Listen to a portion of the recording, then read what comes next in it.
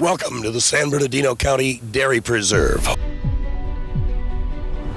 home of the #1 dairy industry in the USA. When most people think of Southern California, they picture Hollywood movie stars, sun-soaked beaches, and the glittering LA skyline at sunset. But just a short drive east of the red carpets and palm trees lies Ontario, California. While Hollywood was winning Oscars and chasing headlines, Ontario was churning out its own kind of liquid gold: milk. This was the heart of America's dairy empire, where cows outnumbered people and the scent of fresh hay meant business. It wasn't about the glitz, it was about grit, family, and a way of life that turned green pastures into generations of opportunity. Everybody knew each other. They were really working hard to support their families, but also to be good members of the community. But all good things must come to an end. Like so many others, this agrarian paradise was lost, leaving behind swaths of abandoned dairy farms in the valleys between Chino and Ontario. The farmers and their families victims of rapid industrializations, watching their livelihoods repurposed into multifamily housing. So how did all this happen? And what kind of legacy is being left in its wake? This is the story of the rise and fall of Ontario's liquid gold. So let's start from the beginning. Long before Ontario became a dairy capital, cattle were introduced to California by Spanish missionaries in the late 1700s, raised mainly for hides and tallow, with meat and milk secondary, but that laid the groundwork for one of the state's most enduring industries, because during the gold rush, demand for milk, butter, and cheese soared, and by the late 1800s, Los Angeles County had become a natural dairying hub, perfectly positioned to supply the growing city. Companies like the Los Angeles Creamery helped meet the soaring demand, while family-run dairies spread across communities like Van Nuys, Panorama City, and Linwood. But the industry wasn't without its growing pains, because in 1907, the Los Angeles Express ran an expose warning that milkmen were being threatened with closure for unsanitary conditions. Inspectors found open-air milk houses, fly-covered ceilings, and foremen who simply said, "We're too busy here to attend to such things." Situations like this only added to the scrutiny. With every gallon of milk, the pressure grew. More rules, more neighbors, more competition for space. Running a dairy in Los Angeles was becoming harder by the day and less suitable by the year. But that was an easy fix, because in the 1920s, the dairy belt started to shift eastwards, to places like Paramount, Artesia, Cerritos, and Bellflower. These communities became known for their tightly clustered dairies and hard-working families who lived just steps from the barns. For a while, it worked, close enough to serve LA, but far enough to raise cows without complaints. It was around this time that immigrant families began bringing in generations of farming experience and a deep understanding of livestock. The dairy industry consisted of three large groups: immigrant families from Portugal, the Netherlands, and the Spanish and French Basque regions. And I was born and raised in Paramount, California, to immigrant Dutch families. And in the early days, Paramount was the main place where the immigrants came to. So it was the perfect location. My father came from the island of San George in the Azores. It's all pastures. So that's what my father grew up doing, was milking the cows, raising cattle, and that's what they knew how to do well. Many of them brought specific dairy breeds with them, cows that they knew and trusted. The Portuguese often favored Holsteins for their high milk production, while Dutch and Basque farmers sometimes brought over Jerseys or Guernseys for their rich, high-fat milk. We had the Dutch belt, Guernsey cows, Jersey cow, the Swiss cow, and then with the beef cows, they were basically just raised for beef. Like you had the Angus, you had the Whiteface, breeds that are just strictly bred for meat production, whereas the dairy cows were totally bred for milk production. We didn't care about what kind of meat they had on their body. The dairy was only interested in how much milk they could produce. My dad decided he wanted to move to California because of the upland area the ideal milk producing conditions of being where you can get the ocean breeze, and a cow needs to have coolness and moisture. Today in our country, milk is the best that modern science can produce. My mother, she learned how to milk cows. She used to milk the cows at 4 o'clock in the morning, come down, poor little girl, 9 years old, with a pot on her head, pot of milk on her head, and brought the milk to her father. Procuring milk once troublesome, time-consuming, and unsanitary.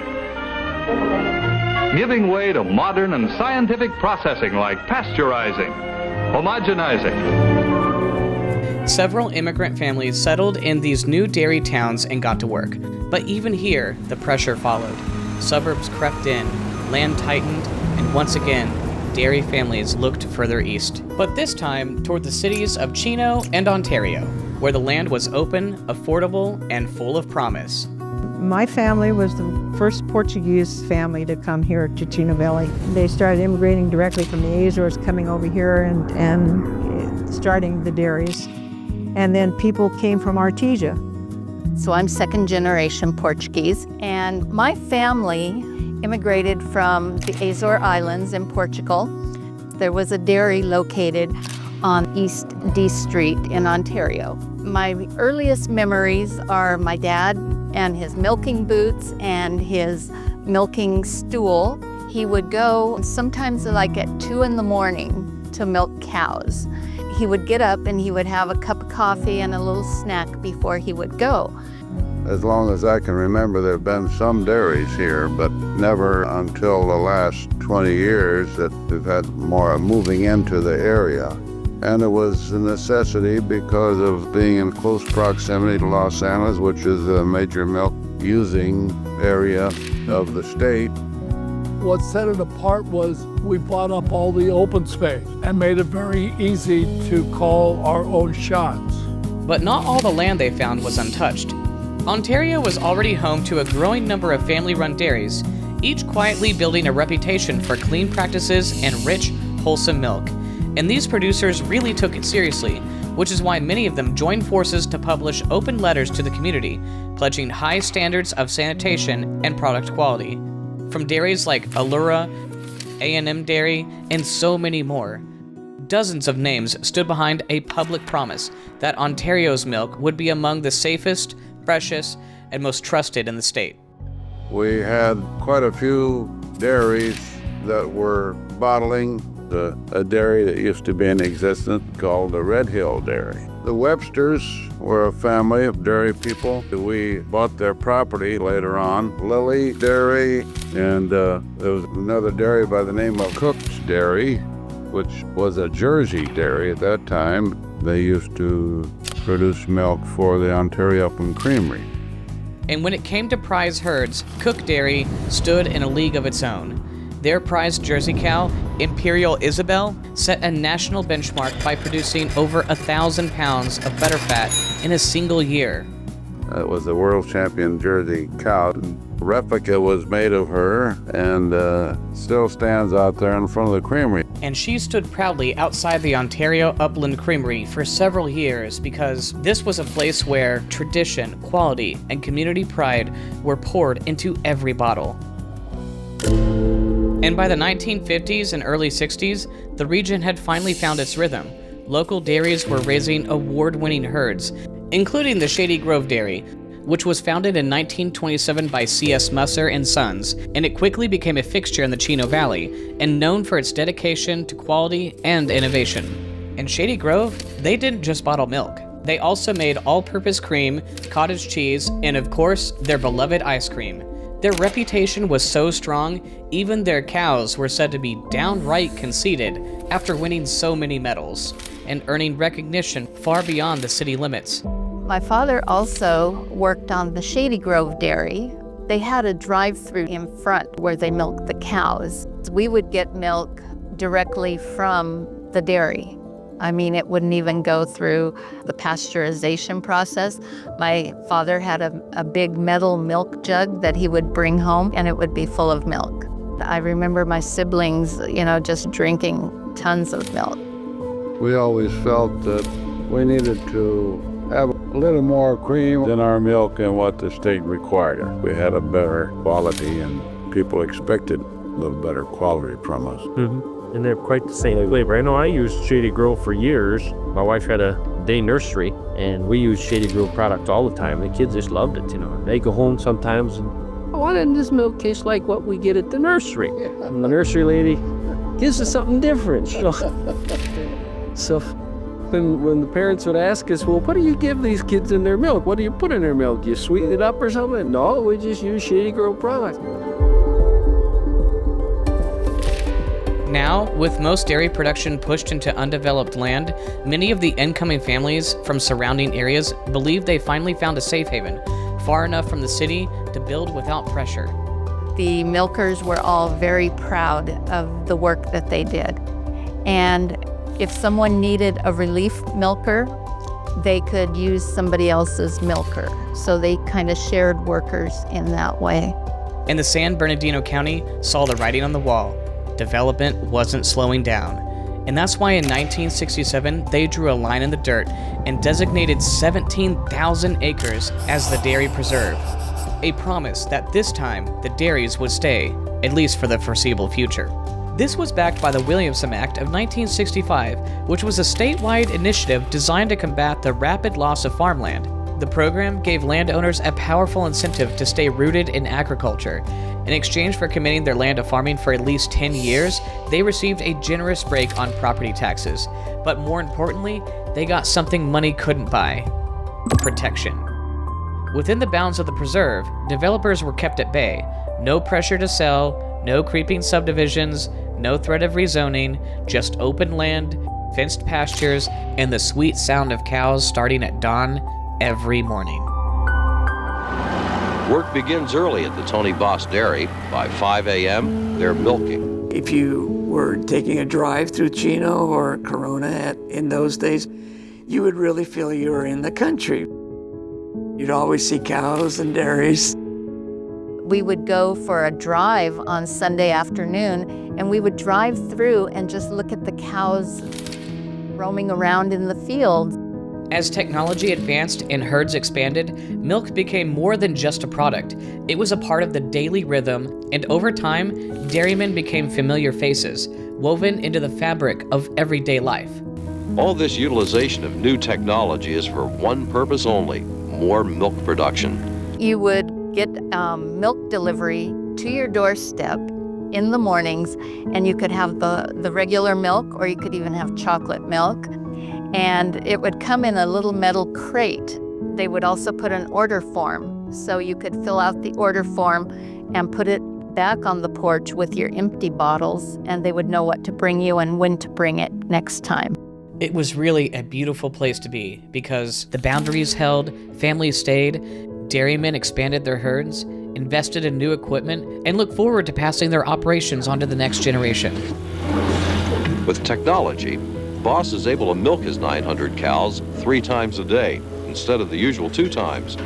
And because he demands such tight control over every aspect of the business, his herds and breeding stock are some of the best in the country. But you talk about the difference in work here. Even when Steve was 10 years old, I was out there doing all the work with him. We laid out the hay together and did all the outside work together. Since then, we've got a lot more mechanized. We've doubled our size.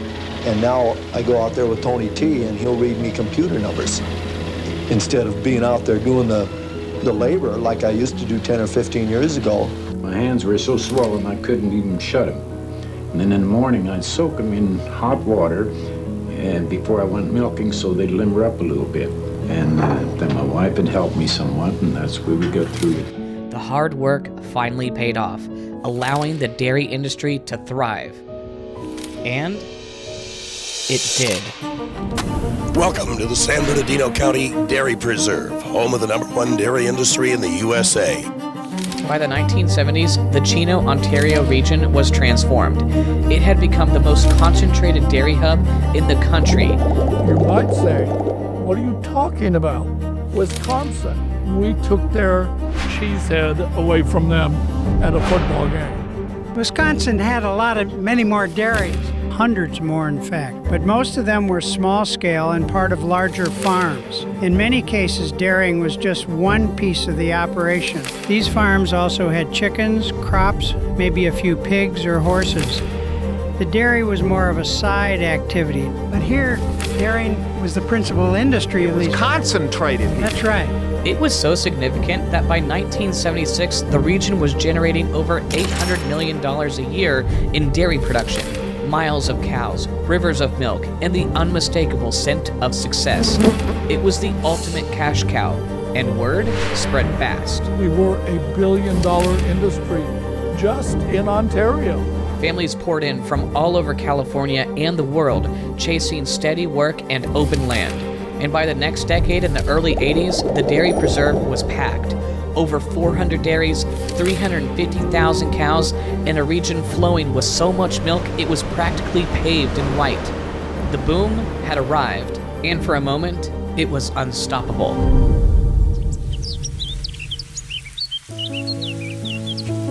Pride rang out through parades and county fairs. It was a way of life people were proud to show off. It was very familial. Every year, the last full weekend of August, there would be a Portuguese fiesta in Chino, and the dairymen would donate their cows to be slaughtered for the huge dinner where everyone would just get together and celebrate. The dairy industry fostered community, fostered family, fostered friendship, fostered all of these qualities that bring a community together. And it was great for a while because the development everyone was so worried about skipped right over the Chino Valley and Dairy Preserve just like it was planned. We used to call it the donut hole because everything got built around it. It was an area that remained dairies, lacked infrastructure. Because of the lack of infrastructure, areas around it got improved and houses got built all around it. As cycles went and grew, everyone started moving east, but everyone kind of skipped over Ontario. But even though the land was protected, things were starting to shift. Land values around the preserve were rising fast, and for many dairy families, the timing seemed perfect to sell and move somewhere cheaper. Get out while the prices were hot. Land development is slowly moving in from the north and the west. Cities like Chino and Ontario would like to annex sections of the preserve. The city of Chino was looking at it, we were looking at it, even the city of Chino Hills had an eye on a piece of it. So I was with the city for a total of 28 years. I came in as a senior planner, and so there was a lot of discussions with the property owners trying to figure out where their interests lie. I think it's going to have a staggering impact. Interstate 15 has been the ignored reality in this whole situation. But for those that were still bound by the Williamson Act contracts, that wasn't so simple. Selling meant navigating a maze of restrictions. I think the real problem is not that the Ag Preserve will be broken from Chino and Ontario, but that it's about to be surrounded by development. And that's something that no one wanting to break the Ag Preserve has even been willing to acknowledge, much less deal with. Many farmers, especially in the northern part of the preserve, where development pressure was the strongest, started pushing for change. I'm not anxious to leave this valley. We've got, we love the school and the churches here, but at the same time, when we moved here 25 years ago, there wasn't a street light anywhere. You could come out here and you couldn't see your hand in front of your face. It was so black. I'm not sure we want to stay in the middle of a city and try to farm. With aging barns, rising costs, and little room to modernize, staying put no longer made financial sense. Some of the big oil companies are looking for spots for gas stations, choice premium spots. That's what usually starts. And from there, you go to shopping centers and houses, and I don't think there's anything you can do about it. Albert Briano was just one of several farmers who felt boxed in by the agricultural preserve. The very system designed to protect him started to feel like a trap. He couldn't sell the land, modernize, or escape the daily grind of an aging dairy, and he wasn't alone. I don't think housing problems, high-density housing and all that, I don't call that progress. Across the region, frustration was building. Why is it every time there's some really nice agricultural land like we have here, that they call slapping it full of houses and congesting the freeway? I just don't see it. To me, it's progress, because I want to go from an old dairy that's not up to date. If I want to stay in the dairy business, I want to go someplace where I can build a nice dairy. The dairymen were looking at it the time was what's in my best interest. Northern California is beautiful. That's where I would like to live. And then you talk about building a modern dairy by getting a lot of money for your land. There's a key word. That's progress. That's progress. And while most people weren't saying it out loud, the divide was growing. That's even when the auction house started to notice. Can you show us some of these pictures? Oh yeah, this was Corona Livestock Auction. I worked for my dad for 10 years at the auction yard. At Bob Stanley's auction barn in the Chino Valley, more than milk cows are on the block. It was my dad's business. We started to see fewer and fewer buyers in the mid-'80s because prices on equipment, labor, and everything else were going up. And with demand so high, a lot of dairymen began raising their own herds. They didn't really have to go to the dairy auction. The farmers and we consumers want to know where they're supposed to go next. When you have that many dairies competing with each other, it starts to become a problem. Every day, 140,000 cows provide a river of cheap milk and milk products for Southern California consumers. And the development was only one issue, because now roads were clogged with milk trucks, and the smell that was once the scent of progress was sparking public complaints and packing town hall meetings. This very abundance, coupled with a huge nationwide surplus of milk products, has come to haunt the valley. The government once bought up surplus milk and other dairy products at the lowest possible price to stabilize the market. But after a 1977 farm bill, that price automatically increased every 6 months. This disrupted supply and demand. And since the government was now legally required to buy all excess milk, it changed the government's position from being the market clearer to the preferred customer. And that became a huge problem, because dairymen were getting into the business specifically knowing that the government would have to pay for their products. It got out of hand fast. If there's too much milk on the market, either the dairyman or whoever, or the creamery was dumping milk and trashing it, dumping it into the sewer just because there was just too much of it. In 1985 alone, it cost $2 to $3 billion just to buy and store the surplus products.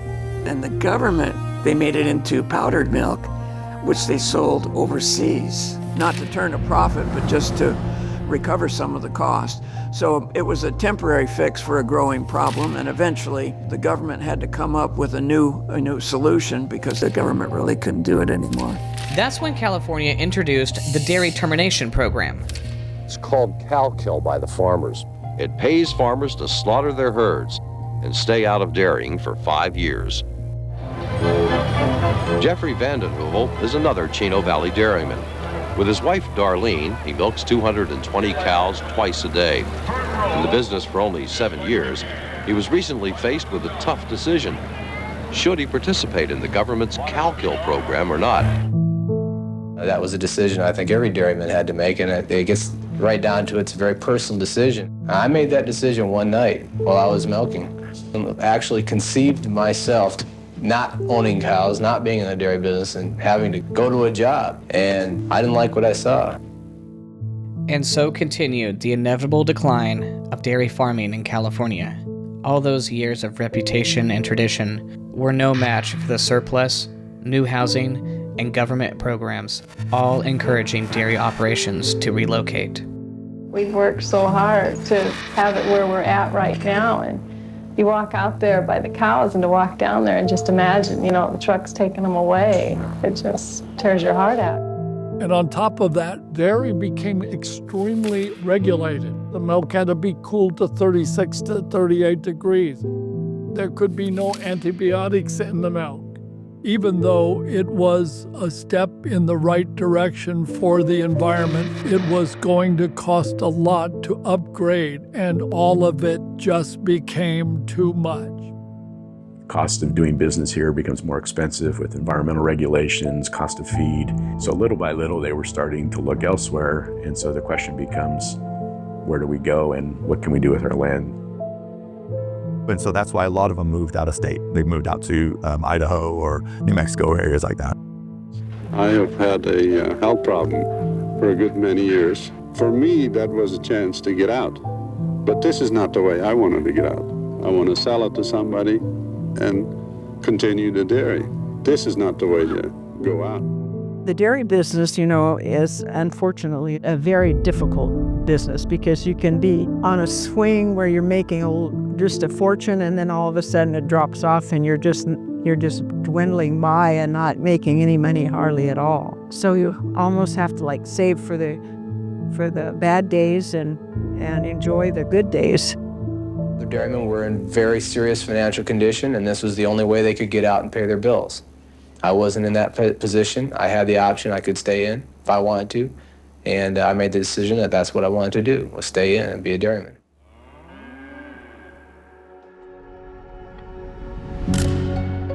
By 1990, the cow kill program had ended, and the milk supply and demand balance had finally stabilized. But the development didn't slow down. Smaller dairies were consolidating into larger ones, and many continued to leave the state altogether. With milk at $2.50 a gallon, it becomes less and less desirable to be productive here instead of somewhere else. And as the generations that have grown up here move on, it also looks like the Ag Preserve is going to be a very desirable and developable area. But the final nail in the coffin came in 1996 when Ontario voted to move forward with developing the agricultural preserve. And ironically, that news came on the very same page that advertised homes for sale in the area. As we started dealing with the different developments as they came in, we started recognizing the fact that a lot of the resources that are out there are going to go away. And so what can we do about that? But that decision, however, didn't fully take effect until 1999, when the city officially annexed 8,200 acres of former preserved land, shrinking the boundary to 3,800 acres. Once the dairies leave, what do? You ought to have a plan in place. But planning for this decision came much earlier, which is evidenced in the 1994 TV news program put on by the city. This is the Ag Preserve, and this is Ontario in Focus. The other night we had a workshop with many of the residents of the area to see what really makes sense. City leaders, planning commissioners, and Ag Preserve advisory members met to discuss how to respond to the steady decline in dairy farmers. There are a wide range of alternatives, which include activity centers and a mixture of housing units. We had colored pieces of paper and said, we really think that maybe a school should go here, a shopping center should go there, this should be multi-residential. And so we really did almost start with that approach. And then, of course, the professional planners came in. There was literally no infrastructure in place. You're dealing with essentially the creation of a whole new city from the ground up. They looked at the land use, they looked at the water flow and patterns, made certain recommendations that, clearly you can't build a shopping center right over a flood area, that sort of thing. It wasn't just a matter of, dropping in a subdivision, hooking everything up and we're good to go. You literally had to install miles worth of improvements to even make the first development work. And I think there's enough room there for maybe some kind of a large population generator, whether it be a college campus, maybe Six Flags Ontario, to generate more jobs for more folks.